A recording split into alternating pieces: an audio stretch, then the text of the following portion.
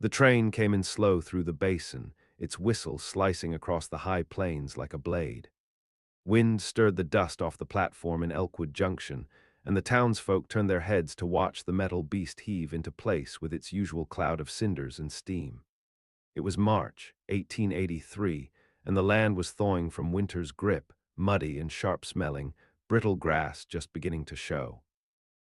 Among the handful of passengers who stepped down from the train was a woman in a red dress. Her hem caught on the iron step as she descended, and she gave a hiss, jerking it free with a curse that turned the heads of two women and made a child hide behind his mother's skirt. Her name was Josie Hollander. She was 23, the daughter of a failed saloon owner and a seamstress who died when Josie was 9. The girl had been raised with sharp words and whiskey breath, beaten more than taught, learning early how to defend herself with tone and posture when no one else would. At 15, she broke a bottle over a gambler's head for calling her whore's daughter. At 18, she left Kansas City with the rail and never looked back. Now she stood on the cracked platform of Elkwood Junction with one suitcase and a letter folded neat in her pocket. She wore no bonnet, her auburn hair tied back roughly. Her face was lean, wind burnt from the train windows, her eyes a pale, cold green. He was supposed to meet her here. Henry McGreevy, 42 years old, wheat rancher, widower, no children. She answered his advertisement in a mail-order bride catalog 5 months ago, and after exchanging letters he'd sent for her. Promised a quiet life, a share in his land, and no cruel habits. But it was not Henry who stood waiting at the station. 3 men approached. One had a thick mustache and a sheriff's star on his vest. Another wore a merchant's apron. The third was a young man with hair slicked back and nervous eyes. "You Josie Hollander?" the sheriff asked. She nodded once. The merchant stepped forward. Mr. McGreevy changed his mind. She blinked. "What?" The merchant kept his voice calm. "He got your last letter, said it was full of venom, said you'd be more trouble than kindness. You can take the return train to Denver. There's one tomorrow." "Is he here?" she asked. "No, ma'am, sent word by courier." She pulled the letter from her coat pocket, the last one she'd written McGreevy. It was blunt, yes, but honest. She told him she wouldn't play housekeeper to a drunk or be spoken to like a servant. She warned that she had a temper when lied to, and she'd ended it with, "If you're just buying someone to be quiet, find another." She folded the letter and put it away. "Then I'll wait," she said. "Ma'am, I said I'll wait." She walked past them into town, her boots kicking mud. For the next 2 weeks, she stayed at the Elkwood boarding house. She found temporary work at the laundry, scrubbing blood from ranch coats and birth-stained linens. The women there whispered. The men looked at her with a mix of pity and unease. A woman who came out west and got turned away, that didn't happen often. One night at the tavern, a man offered her a drink and told her she'd do better working upstairs. She broke his finger against the edge of the bar. After that, no one offered her anything. She began walking the outskirts of town, where the land stretched into wind-worn hills and the cottonwoods shivered against the spring sky. It was during one of these walks that she first saw the man. He was mending a fence along a narrow strip of pasture, his movements slow and steady. He didn't look up as she passed. His shirt was dust-worn, his hands leathered with work. A hat shaded his face, and he didn't speak. She saw him again 3 days later, driving cattle down the slope toward the Valley Creek. Again, no words. She asked around. His name was Elijah Mercer. Lived alone in the northern bend, near where the canyons split. Said little. Fought once in the war, though no one knew which side. Took over his brother's land after a fever swept the family out. One evening, as the wind rose and dusk crawled through the town's bones, Josie found herself again on that dirt road. She stopped near the fence line, watching him dig post holes. He looked up. She didn't smile. You got a problem with temper. He didn't answer for a long moment. Then he shook his head once. Good, she said, because I've got one. He stared at her. There was something in his gaze that did not flinch, did not pity, did not fear. He nodded toward the fence. You know how to set wire. She walked to the post and picked up the spool. Her palms were raw by the time the sun dropped. They said nothing more that day. But the next morning he was waiting by the same fence, a second pair of gloves laid out. And so began the first thread of what no one saw coming. The work filled her hands with ache, and the silence filled her head with strange calm. Josie rose early, earlier than she had in the boarding house. She walked north before the streets were warm with sun, past shuttered storefronts and drying puddles. Her dress caught on sagebrush, her boots soaked through with spring melt. Elijah was already out there, as if the land had grown him like stone. He rarely spoke. When he did, it was brief. Hold this, tie that, too loose. But there was no contempt in it, no bark or bite, just a man talking to the wind. His cabin sat back from the fence, hidden in a copse of pines and half sunken into the earth, roof covered in sod, chimney puffing quiet. She didn't ask to see it. He didn't offer. They worked through April and into May, mending what the frost had broken, hauling stones, clearing brush. She learned how to oil the hinges on the corral gate, how to dress her own blisters with cloth and ash. At night she returned to the boarding house. Her arms throbbed from lifting, her knuckles bled, and still she found herself rising with the birds and going again. No one told her to, least of all Elijah. On the fifth Sunday, rain came in hard.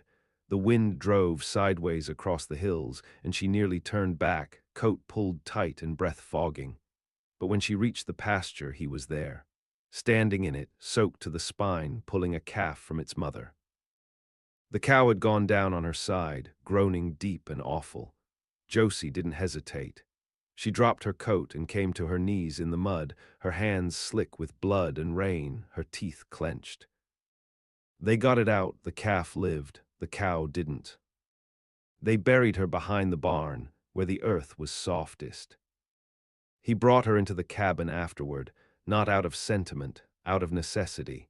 She was shivering and too blue to argue.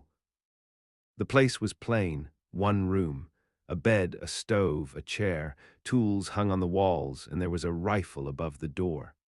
She stripped her wet clothes behind a blanket and dried herself with a horse blanket. He fed her hot beans and bread so stale she had to soak it. That night he didn't ask her to leave, and she didn't ask where she should sleep. He gave her the bed, took the chair himself. The next morning she found him outside chopping wood, as if nothing had changed. But something had. She didn't go back to the boarding house, and no one came asking. Whispers started up again in town. The women called her godless, the men called her stubborn. One said she was cursing Mercer's land with her sharp tongue. Another said she'd trapped him like a mountain cat in a snare. But no one dared speak it to her face. The land bloomed, spring turned to high sun and thunder. She planted beans in the earth beside the cabin. He built her a second chair. They ate in silence and sometimes with small talk, though he said little. She asked once about the war. He didn't answer. She didn't ask again. And then, one morning in June, Elijah took a slip of paper from the drawer, rode into town with it, returned after dark with Reverend Sims in tow and no explanations. "Don't want a fuss," Elijah said, eyes on the floor. "No vows, no dress." The Reverend looked between them, confused. Josie stood up from the table. Her hair was damp from washing. Her hands were smeared with flour. "All right," she said, "let's get it done." It took less than 10 minutes. No ring, no kiss, no witnesses but the wind. After the Reverend left, Josie stayed standing by the door. Elijah sat back at the table. She looked down at her hands, scarred now in new ways. There was a coal burn on her arm from cooking, a healed split from fence wire. "You sure?" she asked him. "About me?" He nodded. "You don't lie." She looked at him a long time. "You don't either." He reached across the table and passed her half the bread. That was how they married. No white veil, no church pews, just a woman who had been turned away and a man who never spoke more than he had to. But still, the town whispered. Still, they watched. And still, some men gritted their teeth when she came to market with her head high and her husband trailing a few steps behind. It wasn't right, they said, a woman like that, with a mouth like hers, getting what she wanted. But Josie didn't flinch. She'd never come west to be liked. She'd come to be free. And now she had land, a name, and no one telling her to be softer than she was. But freedom in a place like Elkwood came with cost. And soon she'd find the price was still rising. The first sign something was wrong came with the cattle, 3 of them gone one morning in late July. No break in the fence, no trail in the grass, just vanished. Elijah searched for tracks but found none. Josie checked the boundary lines, the gates, the water troughs, nothing. The second sign came a week later, hoofprints behind the cabin, deep in the mud, leading to the window and back again. She woke to them, heard nothing, saw nothing. But when she stepped outside in the gray hush before dawn, there they were, one man's ride, heavy, lingered. Elijah came out barefoot, his rifle already in hand. He didn't speak for a long time, just studied the prints and then looked out toward the ridge. "That's not a drifter," Josie said. "No." He said nothing more. But the next day he rode to town and bought another rifle. And the day after, they started sleeping in shifts. The cabin had no lock. Josie nailed one in. Elijah reinforced the shutters with metal scraps. The air grew dry and brittle with heat, and the wind carried the smell of burned brush from the southern hills. Then came the fire. Not to the cabin, but to their barn. She woke to the orange glow through the cracks in the wall, the smell of smoke in her teeth. By the time they got the doors open, the horses were screaming. Elijah plunged in, face wrapped in cloth, pulling them free. Josie carried water until her arms gave out, her lungs raw. The barn burned to its skeleton. Someone had soaked the straw in lamp oil. The next day, Elijah found a crude doll hanging from the fence post, strung with pig gut, a woman's face carved into wood, hair made of dried grass. It was nailed through the chest. Josie didn't ask who, she already knew. It was McGreevy, the rancher who'd summoned her by letter and then sent word she was too mean for the likes of him. She hadn't seen him since that day at the station, but she'd felt his eyes on her in town, heard the way he spoke her name when he thought she couldn't hear. "He's trying to ruin you," she said that night, when Elijah came in from patrol, dust-covered and silent. "I know. You'll let me talk to him." "No." She looked at him furious. "Why not?" "Because you'll kill him." She didn't deny it. Instead, she started carrying a knife. It had once belonged to Elijah's brother, a boot blade with a horn handle and a steel so clean it gleamed blue in sunlight. She tucked it into her skirt each morning and set it under her pillow each night. The cows kept disappearing, one a week, always clean, no blood, no drag marks, just gone. They stopped selling eggs in town, stopped going to Sunday sermon. The townsfolk started whispering about the curse again, that Mercer had married a fury, that she was turning his soil to rot. Then came the letter, left on their doorstep, no seal, no name. "You don't belong here, take the whore and leave." Elijah burned it without comment. Josie didn't speak the whole night. She sat outside in the dark, listening for riders.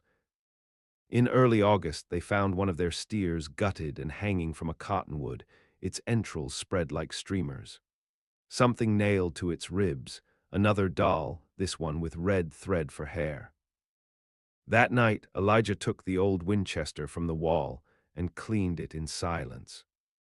Josie sharpened the knife until her hands cramped. The next time they went to town, Josie made no attempt to soften herself. She walked into the store like a storm-given flesh, bought what they needed, met the stares without blinking. McGreevy stood by the dry goods, pretending to study sugar sacks. He didn't speak. But as she passed, she saw his hand twitch toward his coat pocket. She turned her head and stared straight at him, long enough that he had to look away. Elijah paid, and they left. That night, as the sky went red and the coyotes screamed over the ridge, Elijah set a line of traps across the southern border. Josie took the north. She moved through the tall grass like a ghost, knife in one hand, coil of wire in the other. Sweat rolled down her back, her hair tied tight. Every step reminded her what it meant to be alive and hunted. She wasn't afraid, she was waiting. Because she knew what men like McGreevy wanted. They didn't just want her gone. They wanted her broken first. But she'd been broken before. And rebuilt sharper. In the fourth week of August, the rains stopped. The land cracked, water troughs dried to mud, and cattle grew lean in the ribs. The wind blew grit into the corners of the cabin and scoured the hills like a whetstone. Nothing moved without reason. Not the hawks overhead, not the rabbits in their holes, not Josie in the fields. They took to riding perimeter at dusk. Elijah on the mare, Josie on the mule. Each carried a rifle, each rode with eyes sharp and hearts thudding steady. The boundary markers were still in place. The traps hadn't been touched, but the feeling never left, the sense of something watching from just beyond the cottonwoods. Josie found herself waking at strange hours, gasping as if from dreams she couldn't remember. Once, she swore she heard a child laughing beneath the floorboards. Another night, she smelled cigar smoke under the door.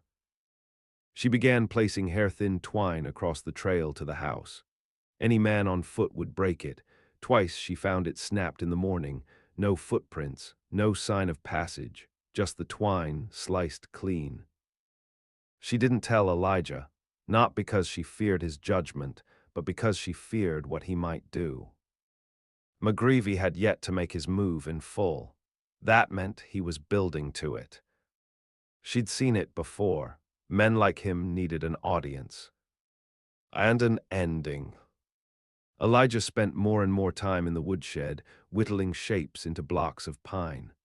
When she asked what they were for, he said nothing, just kept carving, the blade whispering in the wood, hands steady. One night she followed him outside, found him laying the blocks out across the fence posts, 50 yards from the house, each shaped to catch light and shadow like decoys. "You think he's coming on foot?" she asked. He shook his head. "He'll come with others, wagons maybe, men who owe him. Or men who hate me. They'll have to get through me first." She looked at him, the man who had taken her in without a word, who hadn't asked her to smile or be soft, who hadn't recoiled when she showed him her worst. He didn't look back, just kept setting the decoys one by one, his jaw tight. She walked back to the cabin and waited, sharpened the knife again, set out their guns, poured oil in the lamps, and sat by the window in the dark, watching the trees shift like ghosts. 2 nights later it came. She smelled it first, burnt pitch and grease. Heard it next, wheels crunching dry earth, horses snorting, the faint mutter of men. Then she saw them. 4 wagons, half a dozen riders, torches. And McGreevy riding front. He had a bandage on his hand, likely from one of the traps. His coat was open, pistol at his side, and he wore that smirk, the kind men wear when they think God's behind them. Josie stood at the window and didn't flinch. Elijah stepped beside her, rifle slung low. "Want me to parley?" he asked. She looked out at the riders. No. He nodded. They didn't light the lamps, didn't open the door, just waited. The riders came to a stop 30 paces out. Enough distance to speak, not enough to aim clean. McGreevy's voice carried easy. "Mercer, we don't want your blood, but that woman's a plague. You let her leave with us, there won't be trouble." Elijah opened the door and stepped out. The rifle hung across his chest. "She's not leaving," he said. McGreevy smiled wider. "I think she is." Behind him, one of the riders lit a bottle and hurled it. It smashed against the side of the barn, what was left of it, and lit up in a gout of fire. Josie fired from the window. The shooter fell backward off his horse, bottle still in hand. The fire caught his boot, screams tore the air. Then the shooting began. Gunfire shattered the night. Sparks flew from fence rails. Horses screamed. Josie ducked behind the table, reloaded fast, then moved to the second window. Elijah fired from the door frame, steady and precise, like a man who'd done it before and lived. 3 riders went down in the first volley. One wagon veered and crashed into a ditch. Then silence. For a breath. Until a scream rose from behind the house. Josie spun. Someone had come through the creek bed, tried to flank. She met him in the side yard. He was tall, wild-eyed, swinging a rusted hatchet. She stepped into him, knife low, and drove it under the ribs. He fell without a sound. Her chest heaved, hands slick with blood. Another shadow came from behind the pine. She raised the rifle. But it was Elijah. He looked at the dead man, then at her. She wiped the blade clean on her skirt. The rest had fled, McGreevy among them. Left their dead, left their torches, left the night thick with smoke. By dawn the bodies were buried in the back field. No stones, no prayers. Josie sat on the porch, hair matted, fingers swollen. Elijah came out, his face streaked with soot, arms covered in cuts. He sat beside her. She didn't speak, neither did he. But they didn't have to. The land had been marked, and blood had answered blood.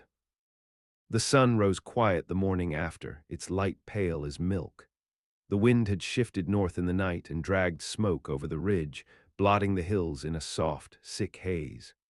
Josie stood barefoot in the frost-wet grass, watching the last of the flames gutter from the black stump of their barn. Elijah was already at the far fence, hammering a new post into the ground with the same rhythm he always used, as if nothing had changed. As if the night hadn't split the world open. But Josie knew better. They didn't speak of the men they'd buried, didn't speak of McGreevy's escape. That silence hung heavier than the smoke. Something had shifted beneath the earth they stood on, not just in the dirt, but in them, something final. Josie worked with calloused hands and split nails, patching what could be patched. She walked the fields, finding spent casings and burnt brush, and packed them into a crate. She gathered their traps, recoiled the wire, marked a new line around the property, one that curved wider now, more space, more sight. In town, the whispering stopped. The store clerk didn't meet her eyes when she came for supplies. The reverend pretended not to see her in the street, and the sheriff, gray-haired and worn, rode out one day and stood at the edge of their land without dismounting. Elijah saw him from the field and raised his hand in greeting. The sheriff turned his horse around without a word. McGreevy was gone. His ranch sold weeks later to a drifter from Dakota who asked no questions. Some said he rode south with his tail between his legs. Others said he died slow from the gut wound Josie gave him, alone somewhere in the gulch. But Josie didn't care to know. Vengeance hadn't made her light. It never does. She didn't sleep well that fall, woke often in the dark, unsure if the wind was wind or hooves. She'd sit on the edge of the bed, listening, her knife beside her, until the sun finally showed its pale face. Elijah never asked what she dreamed. They didn't speak like lovers, and they didn't kiss like storybooks said they should. But she felt something in the way he watched her move across the field, something patient and endless. By the time winter came, she was pregnant. She told him one night when the creek had frozen solid and the sky was a blanket of black and bone. "I think it's coming," she said simply.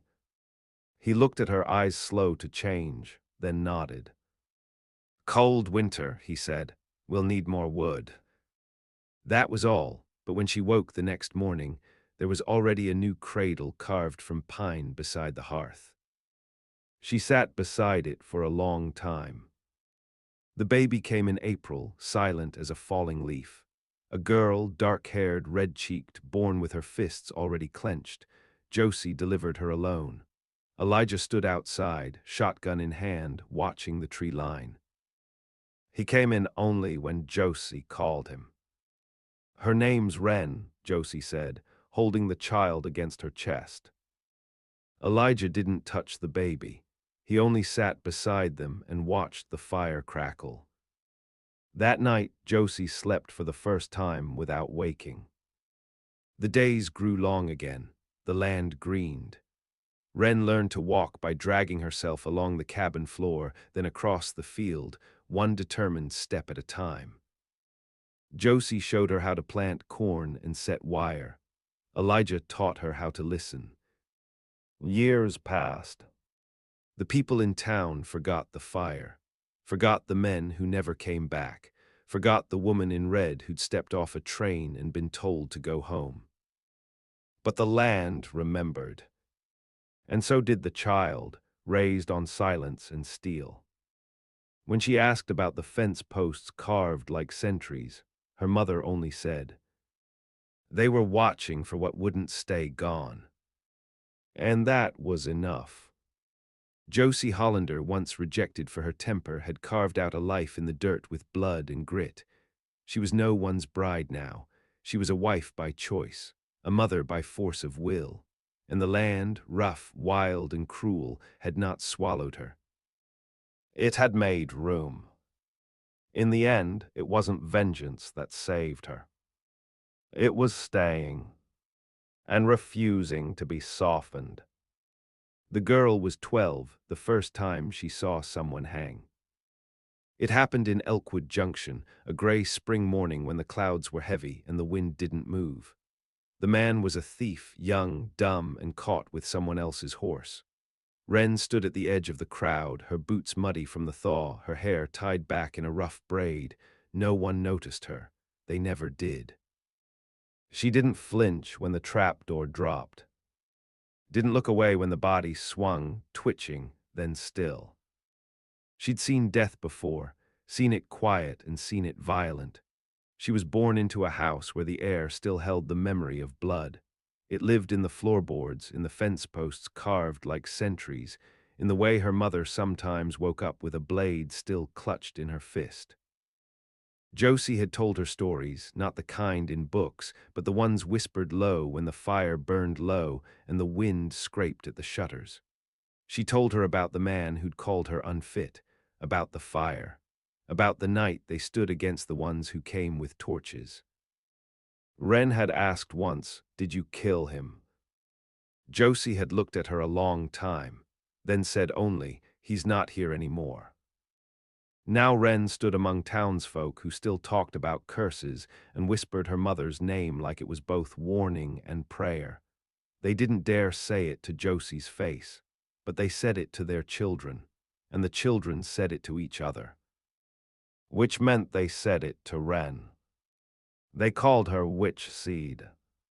Said her eyes were too cold, that she didn't laugh enough, that she talked to herself. But Wren didn't mind. She watched, she listened. And when someone threw mud at her once behind the schoolhouse, she didn't scream, didn't cry. She followed the girl who did it home, watched where she lived, waited until night. then left a dead crow nailed to her door with a piece of bone tied in its beak. After that, they left her alone. Elijah never asked questions. He taught her how to read tracks, how to load a rifle blindfolded, how to listen for breathing in the dark. But he never asked why she wanted to know.